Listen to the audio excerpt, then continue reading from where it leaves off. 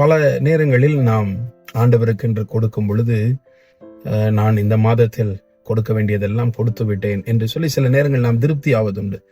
இதெல்லாம் முடிந்து விட்டது என்று சொல்லி பல நேரங்கள் நம்மை நாமே திருப்திப்படுத்திக் கொள்வோம்.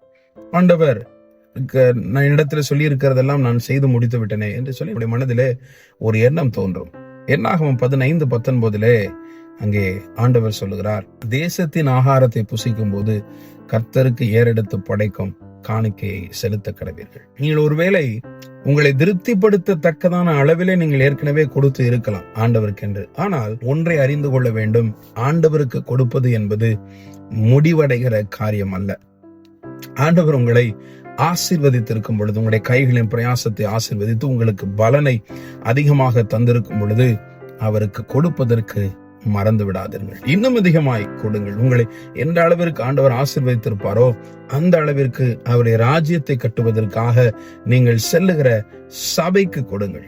உங்களுடைய போதகர் உங்களை ஆண்டவர் எந்த சபைக்கு வைத்திருக்கிறாரோ அந்த சபையிலே கொடுங்கள். ஒரு மேய்ப்பனிடத்துல பிள்ளை சாப்பிட்டு விட்டு இன்னொரு இடத்துல இருந்து போய் பால் கொடுத்தோமானால் அது துரோகம்.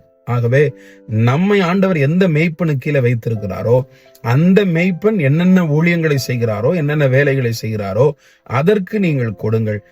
அந்த மெய்ப்பனை தாங்குங்கள். ஆகவே ஆண்டவர் உங்களை தேசத்தின் ஆகாரத்தை கொடுத்து ஆசீர்வதித்திருக்கும் பொழுது உற்சாகமாய் கொடுங்கள்.